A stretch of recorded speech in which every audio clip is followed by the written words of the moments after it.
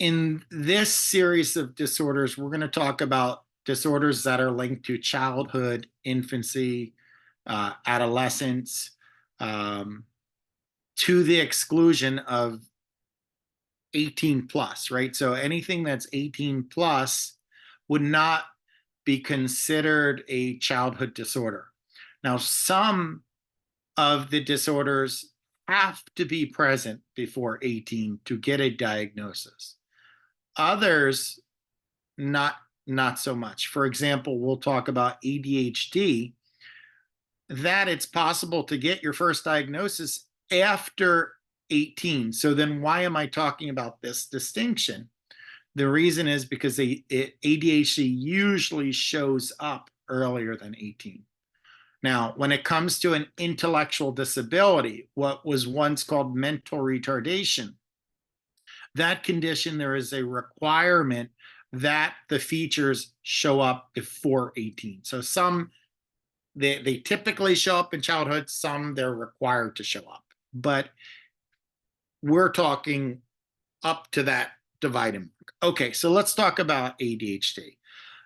If you heard the term ADD or attention deficit disorder, the reality is in the DSM, it's really ADHD, attention deficit hyperactivity disorder.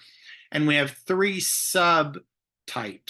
We have a primarily inattentive subtype where that person's more distractible, makes careless mistakes, starts things and doesn't finish. We have a hyperactive subtype where the person might be overly energetic or fidgety or struggle with impulse control. And then we have something called a combined subtype where the person has significant impairment on both inattention and hyperactivity. Now, the symptoms generally show up right around school age because that's when the expectation of you sitting down and starting your work and doing your work, it usually shows up in the classroom, if not earlier, but it's easy to detect in the classroom because you start to see 30 kids. Let's say 25 of them are sitting still doing their work, and then 5 of them are distracted or having problems for one reason or another. And one of those reasons could be that the person has ADHD. They might be impulsive. They might not be able to wait their turn. They might blurt out answers. Might not sit in their seat and things like that. So that shows up in the classroom, and you're like, aha, I know this, right? For ADHD, there are 9 symptoms of inattention. There are 9 symptoms of hyperactivity. You have to have a minimum of 6 features for a diagnosis, right? So 6 out of 9 of inattention for inattentive subtype, 6 out of 9 for hyperactivity for hyperactive subtype, and a minimum of 6 and 6. So a minimum of 12, but at least 6 in each category for combined subtype. Okay, there's good news. People with ADHD, generally speaking, learn to cope with ADHD. That doesn't mean the ADHD went away. It just means they learn strategies to deal with it. So in general, we see a reduction of symptoms. So if a person is easily distracted, let's say, they might set up additional time for themselves to start a project, to build in their distraction and complete it on time. Or they might create daily tasks for themselves to make sure that they're hitting the timeline they're supposed to. So there are strategies. There might be alarm set, post-it notes, all kinds of things that people use so that by high school, things start to get a little bit better. And then what about adults, right? It is possible that to have something called adult ADHD. Now, the vast majority of people who have ADHD It's diagnosed in childhood, and if it extends, it can extend into adulthood, and that's clear. But there are some people who their first diagnosis of ADHD shows up, let's say, when they have their, I don't know, they start their career or they get into college when the demands are even higher and the expectation of independence is even higher. Uh, how do we explain that case? What we typically say is adults with ADHD oftentimes were not diagnosed in childhood. It doesn't just show up in adulthood. It was there. The person navigated it to some degree in childhood, but it got to a point where they could no longer navigate it in adulthood. That's what happens. All right. We estimate about 5% of children will be diagnosed with ADHD. It's interesting to note that in places like New York City, there are higher rates of ADHD than the national average. And there are a whole host of explanations for that. One of which is political, where if a child is categorized as having some kind of disability, they were not included in the numbers of state tests. So there was an argument that maybe some people were being excluded, so their data wouldn't count, and the schools would look like they're doing better than they actually were. Okay, so when we talk about adult ADHD, here's a good example. Again, it's a screener. You're not going to diagnose from this by itself, but things like how often do you have trouble wrapping up the final details of a project, or once challenging parts have been done. Well, that's a sign of distractibility, inattention. How often do you have difficulty getting things in order when you have a task that requires organization? Again, distractibility. I'm going to skip down. Number 5, how often do you fidget or squirm with your hands or feet when you have to sit down for a long time? Well, that's hyperactivity or impulsivity, right? So these are good examples of symptoms of ADHD. Now let's talk about autism. The DSM-4, which I mentioned the DSM in a previous video, right? It estimated that 1 in 2,000 children were diagnosed with autism. Now, I just pulled out the statistics from the CDC, and I added the 2023 numbers, which is 1 in 36. So there's a significant jump from 1992 and then the revision in 2000 to today. So in the last couple decades, we're seeing a sharp increase in the diagnosis of autism. Does anyone have a thought as to why that might be? Why did it go from 1 in 2,000 to 1 in 36?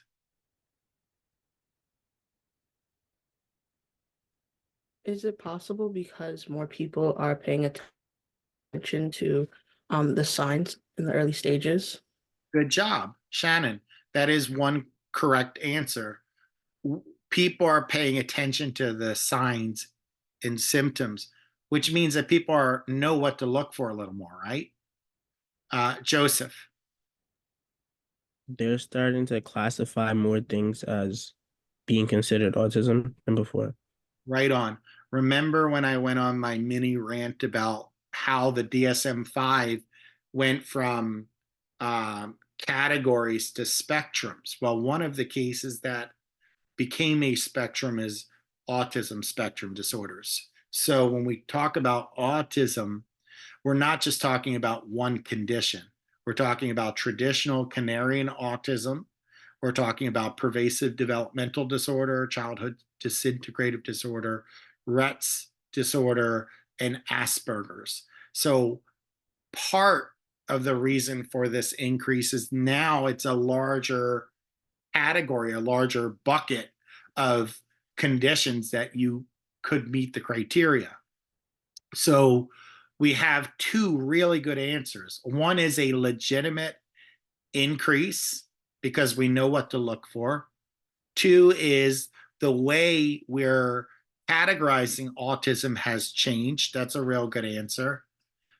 I would also say that there's more of an emphasis on screening, right? So the American Academy of Pediatrics recommends screening for autism at 18 months and 24 months, right? Which is really early, but it's, the earliest you're going to be able to detect it in most cases, because you're supposed to say your first word at about 12 months.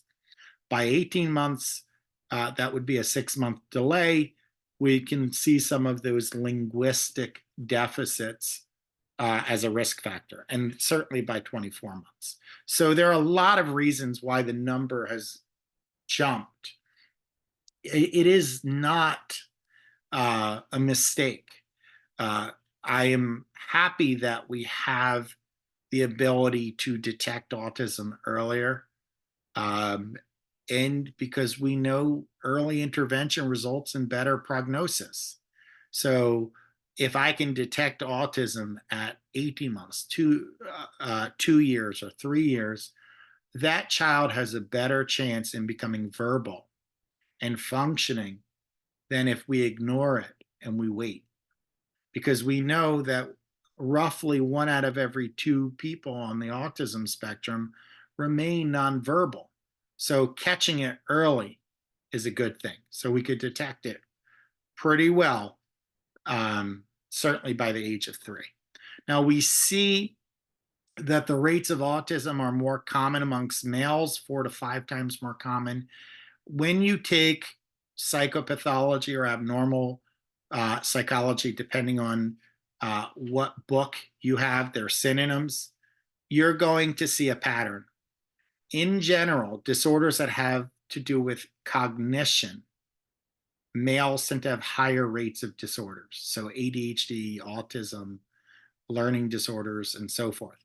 When it comes to mood-related conditions or affective conditions, females tend to have higher rates. So that's one pattern. We also see disorders that are externalizing tend to be more common amongst males, than internalizing tend to be more common amongst females. So even though this is a lot happening very quickly, when you take 202 or 203, you'll start to see these patterns emerge. So what are some symptoms of autism? So you might see an individual who either does not make eye contact or doesn't sustain eye contact. They don't like to cuddle. They don't have strong facial expressions. Many individuals struggle with language. If they have language, they have an inability to understand the social cues of language, the unwritten rules of language, inability to maintain a conversation. There's a deficits in spontaneous play, and so forth. We also see sensory issues, right? So sensory issues, there could be a hyper or hyposensitivity to sound or sights or odors. If you watch the movie Rain Man, there's a good depiction of a reaction to sound. We also have self-stimulatory behaviors or repetitive behaviors, which could be flapping of the hands or snapping of the fingers, wrist turning or twisting, walking on one's toes, and so forth. So that's autism. Now, before I go into Tourette's disorder, I do want to say one more thing about autism. There are members of the Asperger community who did not believe that Asperger's disorder should be put into that broad autism spectrum. Now, the DSM-5 included Asperger's disorder as one of those subtypes of autism, because even though IQ is generally average or above average, even though there is basic verbal functioning, some of the social cues that are common with autism are not there.